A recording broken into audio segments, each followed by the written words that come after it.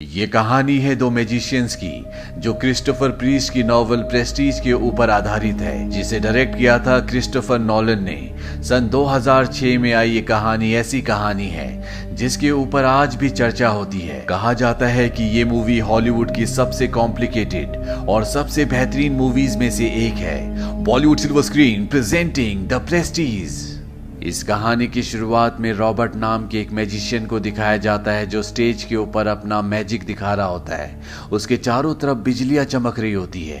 तभी उसके पैरों के नीचे एक ढक्कन खुलता है और वो नीचे बेसमेंट में रखे हुए पानी के बहुत बड़े टैंक के अंदर गिर जाता है। यहाँ पर जो भी दर्शक इस शो को देखने के लिए आए होते हैं वो ये देखकर पूरी तरह से हैरान होते हैं। वही नीचे बेसमेंट में दिखाया जाता है जहां पर एक आदमी लालटेन लेकर आता है। इसका नाम एल्फ्रेड है और ये भी रॉबर्ट की तरह एक मैजिशियन है। एल्फ्रेड के आगे रॉबर्ट डूब रहा होता है और वो चाहकर भी कुछ नहीं कर पाता। यहाँ से कहानी जाती है फ्लैशबैक में और वक्त दिखाया जाता है सन 1890 का, जहां पर एक मैजिशियन रॉबर्ट और एल्फ्रेड को स्टेज पर बुलाता है। वहीं स्टेज पर एक लड़की होती है। मैजिशियन एल्फ्रेड को कहता है कि तुम इसके हाथ बांधो और रॉबर्ट को उसके पैर बांधने के लिए कहता है। दरअसल एल्फ्रेड और रॉबर्ट दोनों इस मैजिशियन के लिए काम करते हैं। एल्फ्रेड उस लड़की के हाथ बांध देता है और इसके बाद उस लड़की को एक बहुत बड़े पानी के टैंक के अंदर बंद किया जाता है। ऊपर से पर्दा लगा दिया जाता है। वहीं स्टेज के कॉर्नर पर हमें एक और आदमी को दिखाया जाता है जिसका नाम जॉन है, जिसने इस पूरे एक्ट को डिजाइन किया है। उसके हाथ में एक घड़ी भी होती है जिसमें वो बार बार टाइम देख रहा होता है और जैसे ही 1 मिनट पूरा हो जाता है जॉन घबरा जाता है। उसके पास जो कुल्हाड़ी होती है वो उसे लेकर स्टेज पर आ जाता है। पानी के टैंक के चारों तरफ जो कपड़ा होता है वो उसे हटाता है और जिस लड़की को 1 मिनट के अंदर टैंक से बाहर होना था, जिसके हाथ पैर बांधे गए थे, अभी भी वो टैंक के अंदर होती है, वो डूब रही होती है। जॉन टैंक को तोड़ने की बहुत कोशिश करता है पर पूरी कोशिश करने के बाद भी उसे टैंक को तोड़ने में बहुत देर हो जाती है और वो लड़की जो टैंक के अंदर थी उसकी मृत्यु हो जाती है। दरअसल ये रॉबर्ट की पत्नी थी जिसे उसने खो दिया है। अगले दिन एल्फ्रेड रॉबर्ट के पास जाता है जहां पर सभी लोग इकट्ठा होते हैं। रॉबर्ट एल्फ्रेड से पूछता है कि तुमने कौन सी गांठ बांधी थी। दरअसल जिस एक्ट में उसकी पत्नी की मृत्यु हुई है उसमें पूरी की पूरी ट्रिक उस गांठ पर थी जो एल्फ्रेड ने रॉबर्ट की पत्नी के हाथ पर बांधी थी। इसीलिए रॉबर्ट उससे पूछता है कि तुमने कौन सी गांठ बांधी थी। एल्फ्रेड कहता है कि मुझे नहीं पता। ये कहकर वो वहां से चला जाता है और ये वो पल होता है जब इन दोनों की दोस्ती दुश्मनी में बदल जाती है।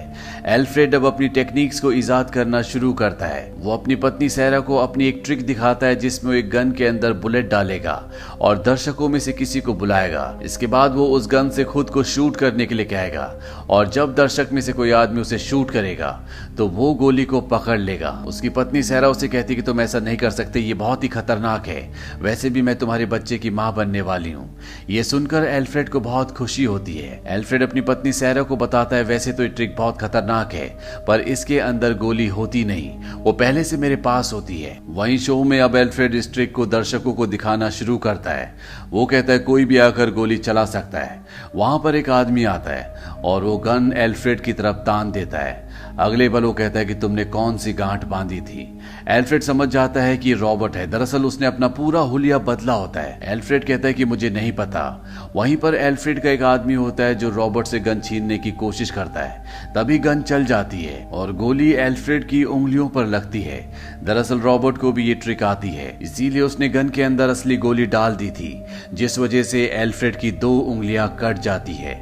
वहीं दूसरी तरफ जॉन को दिखाया जाता है जो स्टेज इंजीनियर है और मैजिक की नई नई टेक्निक्स को इजाद करता है। पर जब से रॉबर्ट की पत्नी की मृत्यु टैंक में डूबने से हुई है तब से उसके पास कोई भी काम नहीं है। इसीलिए रॉबर्ट के पास जाता है। वो कहता है कि हम दोनों को एक साथ मिलकर काम करना चाहिए। ये दोनों के दोनों साथ मिलकर काम करना शुरू कर देते हैं और एक शो के दौरान जब रॉबर्ट एक पिंजरे से कबूतर को गायब करने का मैजिक लोगों को दिखा रहा होता है तो पब्लिक से 2 लोगों को बुलाता है। वहां पर एक लेडी और एक आदमी आता है। रॉबर्ट लेडी से कहता है कि तुम अपने दोनों हाथों से कबूतर को ढक लो और उसके साथ जो आदमी होता है। उसे कहता है तुम अपने हाथ को पिंजरे के ऊपर रखो। जब वो आदमी हाथ ऊपर रखता है तो वो देखता है कि उसकी 2 उंगलियां नहीं है। रॉबर्ट समझ जाता है कि ये एल्फ्रेड है। एल्फ्रेड उस पिंजरे की तार खींच देता है जिससे वो पिंजरा पूरी तरह से बंद हो जाता है, जिस वजह से पिंजरे का कबूतर मारा जाता है। साथ ही साथ जो औरत होती है उसकी उंगलियां भी उसके अंदर फंस जाती है। एल्फ्रेड ने रॉबर्ट के पूरे एक्ट को खराब कर दिया होता है। इसीलिए ऑडिटोरियम का जो ओनर होता है वो रॉबर्ट से कहता है कि मुझे ऐसा एक्ट नहीं दिखाना जिसमें मासूम पक्षियों की जान जाए और ऑडियंस से जो लोग आते हैं उनकी उंगलियां कट जाए। इसीलिए वो रॉबर्ट के सारे शोज यहाँ पर कैंसिल कर देता है। वक्त बीतने के साथ साथ ये दोनों ही बहुत फेमस हो जाते हैं। ये हमेशा एक दूसरे की ट्रिक्स पर नजर रखते हैं और एक बार जब रॉबर्ट भेष बदलकर एल्फ्रेड के शो में जाता है तो वहां पर एल्फ्रेड एक ऐसी मैजिक ट्रिक दिखाता है जिसे देखकर रॉबर्ट पूरी तरह से हैरान हो जाता है। वो एक दरवाजे से अंदर जाता है और अगले पल वो दूसरे दरवाजे से बाहर आ जाता है। इस ट्रिक का नाम होता है ट्रांसपोर्टेड मैन। इस ट्रिक से एल्फ्रेड बहुत ज्यादा फेमस हो जाता है। रॉबर्ट अब परेशान है, इसीलिए जॉन से कहता है कि मुझे किसी भी कीमत पर इस ट्रिक को सीखना है। जॉन उसे बताता है कि वो डबल का इस्तेमाल करता है, यानी कि अपनी डुप्लीकेट का इस्तेमाल करता है। पर रॉबर्ट इस बात पर विश्वास नहीं करता। वो कहता है कि मैंने उसके शो को 3 बार देखा है और गायब होने के बाद जो दूसरा आदमी आता है वो और कोई नहीं बल्कि एल्फ्रेड है। यहाँ पर रॉबर्ट की असिस्टेंट भी होती है जिसका नाम ओलिविया है। वो भी रॉबर्ट की बात से सहमत होती है। वो कहती है गायब होने के बाद जो आदमी आता है वो और कोई नहीं बल्कि एल्फ्रेड है, क्योंकि वो अपनी कटी हुई उंगलियां छुपाने के लिए पैडेड दस्ताने पहनता है। यहाँ पर रॉबर्ट किसी भी कीमत पर अब एल्फ्रेड की टेक्निक को, उसकी ट्रिक को चुराना चाहता है। जॉन उसे समझाने की कोशिश करता है कि वो अपने डुप्लीकेट का इस्तेमाल करता है और हमें भी तुम्हारे डुप्लीकेट को ढूंढना होगा ताकि हम भी अपने शो में इसी तरह की मैजिक ट्रिक को दिखा सके। रॉबर्ट इस बात के लिए मान जाता है। जॉन अब रॉबर्ट के डुप्लीकेट को ढूंढ लेता है जो कि एक एक्टर होता है और अब रॉबर्ट भी एल्फ्रेड की तरह अपने शो में ट्रांसपोर्टेड मैन की टेक्निक को, यानी कि मैजिक शो को दिखाना शुरू कर देता है, जिसमें वो बहुत अच्छी प्रेजेंटेशन देता है। स्टेज के ऊपर 2 दरवाजे होते हैं। रॉबर्ट एक दरवाजे को खोलता है और तभी नीचे से एक ढक्कन खोलता है। वो स्टेज के नीचे चला जाता है और अगले पल दूसरे दरवाजे से उसका डुप्लीकेट निकलता है। दर्शक ये देखकर बहुत खुश हो जाते हैं और जिस वक्त दर्शक तालियां बजा रहे होते हैं रॉबर्ट स्टेज के नीचे होता है, जो उसे बिल्कुल भी अच्छा नहीं लगता। इसीलिए एक शो के बाद रॉबर्ट अपनी असिस्टेंट ओलिविया को कहता है कि मैं चाहता हूं कि तुम एल्फ्रेड के लिए काम करो ताकि उसकी ट्रांसपोर्टेड मैन की जो टेक्निक है, जो उसका तरीका है, वो हमें मिल जाए। हालांकि वो ऐसा नहीं करना चाहती क्योंकि वो रॉबर्ट से प्यार करती है, पर रॉबर्ट के प्रेशराइज करने पर वो एल्फ्रेड के पास जाती है। वो एल्फ्रेड से कहती है कि मैंने रॉबर्ट का काम छोड़ दिया और अब मुझे काम की जरूरत है। हालांकि एल्फ्रेड उस पर यकीन नहीं करता और ओलिविया उसे सच बता देती है। वो कहती है रॉबर्ट ने मुझे यहाँ पर तुम्हारे राज चुराने के लिए भेजा है, पर मैं अब उसके साथ काम नहीं करना चाहती क्योंकि उसका कोई भी भविष्य नहीं है। एल्फ्रेड ओलिविया को अपना असिस्टेंट बना लेता है और ओलिविया की मदद से वो रॉबर्ट का जो डुप्लीकेट होता है उस तक पहुंच जाता है। और जब रॉबर्ट अपना ट्रांसपोर्टेड मैन वाला एक्ट लोगों को दिखा रहा होता है, वो एक दरवाजा खोलकर नीचे कूदता है तो नीचे जो उसने कुशनिंग वाले मैट्रेस लगाए होते हैं वो वहां पर नहीं होते। इसीलिए उसके घुटने पर बहुत जोर से चोट लगती है, उसके घुटने में फ्रैक्चर हो जाता है। तभी वो सामने देखता है, वहां पर एल्फ्रेड होता है और एल्फ्रेड उसके डुप्लीकेट के बदले स्टेज पर पहुंच जाता है और अगले पल रॉबर्ट का जो डुप्लीकेट है वो ऊपर से बंधा हुआ रस्सी से नीचे आता है, जिसे देखकर दर्शक बहुत हंसते हैं। एल्फ्रेड कहता है कि यहाँ पर कोई भी जादू नहीं है, अगर आपको जादू देखना है तो मेरे शो में आइए। और वो रॉबर्ट का मजाक उड़ा के उसके एक्ट को पूरी तरह से बर्बाद करके यहाँ से निकल जाता है। इस बात से रॉबर्ट को बहुत गुस्सा आता है, इसीलिए वो अपनी असिस्टेंट ओलिविया, जिसे उसने रॉबर्ट के पास भेजा था, उसके पास जाता है। ओलिविया उसे कहती है कि मुझे लगा था कि तुम मुझसे मिलने के लिए पहले आओगे। रॉबर्ट उससे कहता है कि देखो मेरे पैर का उसने क्या हाल किया, उसने मेरी पत्नी को मुझसे छीन लिया, मेरा काम मुझसे छीन लिया। ओलिविया रॉबर्ट को एल्फ्रेड की डायरी देती है जिसमें रॉबर्ट ने अपने हर एक एक्ट के राज को लिखा होता है कि कैसे वो किस एक्ट को करता है। इस डायरी को पाकर रॉबर्ट बहुत खुश हो जाता है, पर वो इस डायरी को नहीं पढ़ सकता क्योंकि ये सब एक कोड होते हैं और इसके लिए उसे कीवर्ड्स की जरूरत होगी ताकि वो कीवर्ड्स की मदद से डायरी को पढ़ सके। पर कीवर्ड्स सिर्फ और सिर्फ एल्फ्रेड के पास है। वो अपनी असिस्टेंट ओलिविया को कहता है कि तुम मेरे साथ चलो, अब तुम्हें एल्फ्रेड के लिए काम करने की जरूरत नहीं है। पर ओलिविया उसके साथ जाने से मना कर देती है।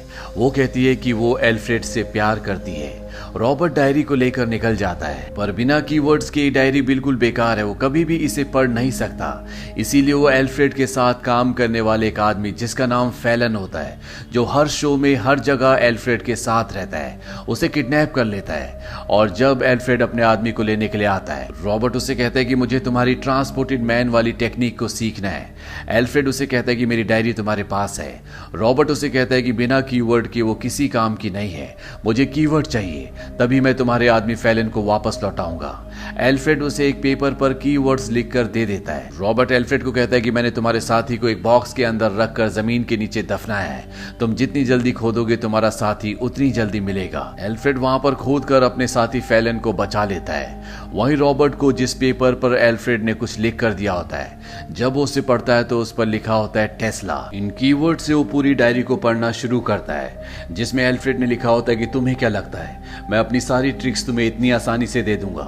टेस्ला सिर्फ मेरी डायरी की चाबी है। जब तुमने अपनी असिस्टेंट ओलिविया को मेरे पास भेजा था तो मुझे उस पर शक हुआ, पर वो सच में मेरे साथ काम करना चाहती थी। धीरे धीरे हम दोनों को एक दूसरे से प्यार हो गया, पर मैं उसकी वफादारी को टेस्ट करना चाहता था, इसीलिए उसके जरिए सबसे पहले मैं तुम्हारे डुप्लीकेट तक पहुंचा और तुम्हारे एक्ट को पूरी तरह से बर्बाद कर दिया। और ये डायरी भी जानबूझकर मैंने उसके जरिए तुम तक पहुंचाई थी। ओलिविया ही वो लड़की थी जिसने मुझे अपना हाथ छुपाने से मना किया। उसने कहा कि मुझे अपनी कटी हुई उंगलियां लोगों को दिखानी चाहिए ताकि उन्हें पूरी तरह से यकीन हो जाए कि जो आदमी गायब होता है और जो लोगों के सामने प्रकट होता है वो दोनों आदमी एक ही है। यहाँ पर रॉबर्ट को ये सब जानकर बहुत दुख होता है, उसकी आंखों में आंसू आ जाते हैं। पर रॉबर्ट को एक बात का यकीन है कि एल्फ्रेड की मदद और किसी ने नहीं बल्कि महान वैज्ञानिक निकोला टेस्ला ने की है। इसीलिए वो अमेरिका निकोला टेस्ला से मिलने के लिए चला जाता है और वो निकोला टेस्ला से कहता है कि मुझे एक ऐसी मशीन चाहिए जिससे आदमी एक जगह से दूसरी जगह पर प्रकट हो सके, यानी कि ट्रांसपोर्टेड मशीन। निकोला टेस्ला को अपने आविष्कारों के लिए पैसों की जरूरत होती है, इसीलिए वो उसके लिए मशीन बनाने के लिए राजी हो जाते हैं। अब काफी वक्त बीत जाता है और रॉबर्ट निकोला टेस्ला और उसके असिस्टेंट के पास जाता है। वो उन पर आरोप लगाता है कि उन दोनों ने उसका पैसा लूट लिया। निकोला टेस्ला कहते हैं कि हमने किसी का पैसा नहीं लूटा, तुम्हारी मशीन पर काम हो रहा है। वो उसकी मशीन के नीचे एक बिल्ली रखते हैं और मशीन ऑन करते हैं, लेकिन बिल्ली गायब नहीं होती। निकोला टेस्ला कहते हैं कि इससे पहले हमने तुम्हारी हैट पर, जो तुम यहाँ पर छोड़कर गए थे, उस पर कई बार एक्सपेरिमेंट्स किए, पर तुम्हारी हैट कभी भी गायब नहीं हुई। साइंस उस तरह से काम नहीं करता जिस तरह से हम सोचते हैं। दरअसल साइंस होता ही नहीं है। रॉबर्ट निराश होकर वहां से जाने लगता है। निकोला टेस्ला का जो असिस्टेंट होता है वो बिल्ली को खोल देता है और जब रॉबर्ट बाहर पहुंचता है तो वो देखता है कि एक जैसी वहां पर दो बिल्लियां हैं। साथ ही साथ वहां पर रॉबर्ट की बहुत सारी हैट्स हैं, यानी कि निकोला टेस्ला ने जितनी बार भी उसकी हैट पर एक्सपेरिमेंट किया था, उसकी असली हैट तो वहां से गायब नहीं हुई, पर उसी के जैसी एक दूसरी हैट बन गई जो कुछ दूरी पर प्रकट होती है। यानी कि निकोला टेस्ला ने एक ऐसी मशीन बना दी जो किसी भी चीज का हूबहू क्लोन बनाती है, चाहे वो चीज निर्जीव हो या सजीव हो। यानी कि मशीन के नीचे जो भी चीज आएगी ठीक उसी तरह की दूसरी चीज बन जाएगी जो कुछ दूरी पर प्रकट होगी। रॉबर्ट ये सब देखकर बहुत एक्साइटेड हो जाता है। वो निकोला टेस्ला को बाहर बुलाता है। निकोला टेस्ला कहते हैं कि मुझे मशीन पर कुछ और काम करना होगा, जैसे ही काम पूरा हो जाएगा हम तुम्हें इत्तला कर देंगे। वहीं दूसरी तरफ एल्फ्रेड को दिखाया जाता है, जिसकी पत्नी उससे बहुत नाराज होती है क्योंकि कभी तो एल्फ्रेड उससे बहुत प्यार करता है और कभी उसे अपने सामने आने भी नहीं देता। साथ ही साथ एल्फ्रेड का अब ओलिविया, जो कि उसकी असिस्टेंट है, जो पहले रॉबर्ट की असिस्टेंट थी, उससे अफेयर भी चल रहा है। इस बात से उसकी पत्नी बहुत ज्यादा डिप्रेस हो जाती है और वो सुसाइड कर लेती है। वहीं दूसरी तरफ रॉबर्ट को निकोला टेस्ला का एक लेटर मिलता है जिसमें निकोला टेस्ला ने लिखा होता है कि उसे थॉमस एल्बा एडिसन की वजह से जगह छोड़कर जाना पड़ रहा है, लेकिन मैं तुम्हारी मशीन तुम्हें डिलीवर कर रहा हूँ। मेरे असिस्टेंट ने सारी हिदायतें लिख दी हैं कि तुम्हें क्या करना चाहिए और क्या नहीं करना चाहिए, पर मेरी एक पर्सनल राय है, इस मशीन का इस्तेमाल कभी मत करना और इसे समंदर की गहराइयों में कहीं हमेशा के लिए दफना देना, क्योंकि ये मशीन सिर्फ तुम्हें दुखी देगी, पर रॉबर्ट उसकी बात नहीं मानता और 2 सालों के बाद एक बार फिर से वो अपने शहर लौट जाता है, जहां पर वो अपने पुराने इंजीनियर जॉन के पास जाता है और उसके साथ मिलकर एक बार फिर से वो मैजिक शो शुरू करता है। और उस शो में जब वो निकोला टेस्ला की मशीन को इस्तेमाल करता है जिससे वो एक जगह से गायब हो जाता है, ये देखकर वहां पर जितने भी दर्शक होते सब के सब चौंक जाते हैं। यहाँ पर एल्फ्रेड भी होता है और अगले पल रॉबर्ट दर्शकों के पीछे फर्स्ट फ्लोर पर प्रकट होता है। ये देखकर एल्फ्रेड और वहां पर जितने भी दर्शक होते सब के सब चौंक जाते हैं। उन्होंने ऐसा एक्ट आज से पहले कभी नहीं देखा। एल्फ्रेड इस बात से पूरी तरह से परेशान हो जाता है। वो अपने साथी फेलन को बोलता है कि रॉबर्ट को इंग्लैंड का बेस्ट मैजिशियन कहा गया है। मैं जानना चाहता हूँ कि रॉबर्ट जब स्टेज के नीचे जाता है तो वहां पर ऐसा क्या होता है कि अगले पल वो दर्शकों के पीछे से प्रकट होता है। एल्फ्रेड उस जगह जाता है जहां पर रॉबर्ट अपना शो करता है और वो देखता है कि हर शो के बाद वहां से एक बहुत बड़ा टैंक निकाला जाता है जो चारों तरफ से बंद होता है। किसी को नहीं पता कि उस टैंक के अंदर क्या है। अब रॉबर्ट एक बार फिर से एल्फ्रेड का शो देखने के लिए जाता है, जहां पर किसी तरह से वो स्टेज के नीचे पहुंच जाता है। उसके हाथ में लालटेन होती है। वो रॉबर्ट की इस टेक्निक को देखना चाहता है और ये सीन इस कहानी का पहला सीन है जहां से कहानी शुरू हुई थी। ऊपर स्टेज पर रॉबर्ट निकोला टेस्ला की मशीन को इस्तेमाल करके लोगों को अपना एक्ट दिखा रहा होता है और जैसे ही वहां पर बहुत ज्यादा बिजलियां चमकती है, रॉबर्ट एक बटन दबाता है और स्टेज के नीचे गिर जाता है। नीचे पानी का एक बहुत बड़ा टैंक होता है। जैसे ही रॉबर्ट उस टैंक के अंदर गिरता है, ऊपर से ढक्कन अपने आप ही बंद होता है और उसके सामने एल्फ्रेड होता है। एल्फ्रेड रॉबर्ट को डूबते हुए देखता है, उसे बचाने की कोशिश भी करता है, पर वो उसे नहीं बचा पाता और रॉबर्ट की मृत्यु हो जाती है। यहाँ पर रॉबर्ट के साथ काम करने वाला उसका इंजीनियर जिसका नाम जॉन है वो आ जाता है और जब वो एल्फ्रेड को देखता है तो उसे यकीन हो जाता है कि ये सब एल्फ्रेड ने किया है। एल्फ्रेड ने ही रॉबर्ट को मारा है।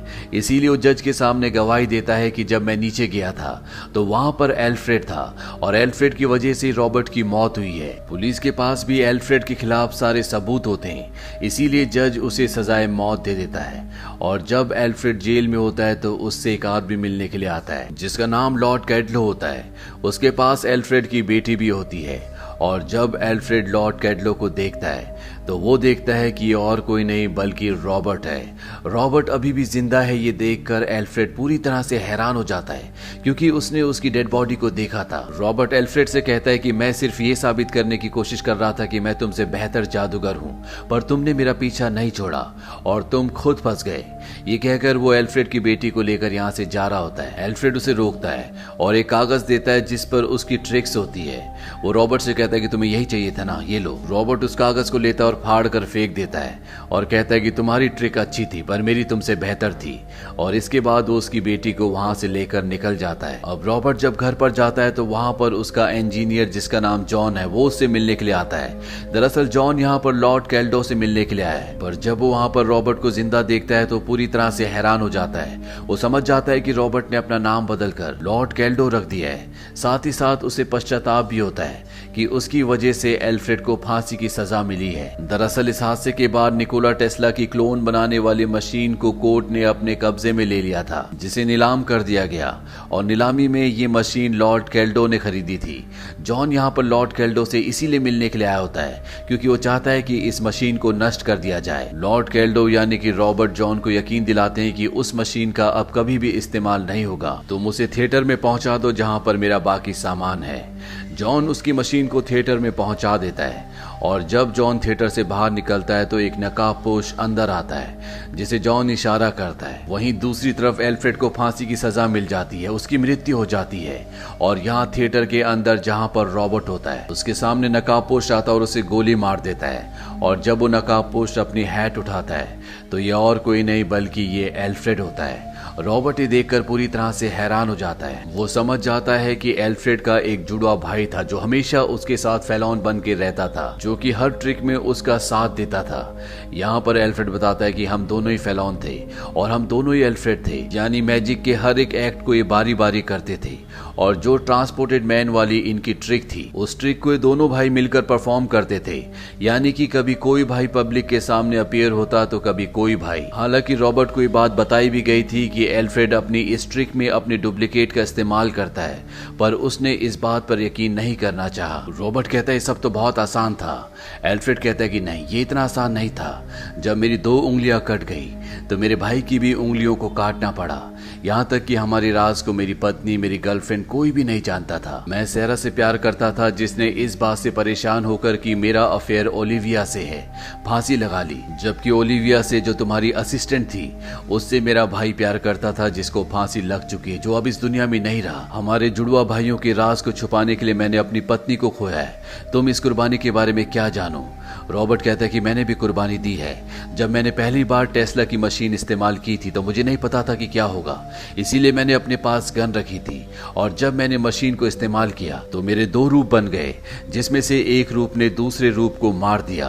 और जब भी मैं अपने शो में इस मशीन का इस्तेमाल करता था तो मुझे नहीं पता था कि मैं वो हूँगा जो पानी में डूबकर मर जाता है, या वो जो ऑडियंस के पीछे से आकर ऑडियंस की वाहवाही बटोरता है। मैंने भी बहुत कुछ खोया है, तुमने शायद देखा नहीं कि तुम कहाँ पर हो। एल्फ्रेड कहते हैं कि मुझे इससे कोई फर्क नहीं पड़ता। तभी रॉबर्ट की लालटेन गिर जाती है और यहाँ पर आग लग जाती है।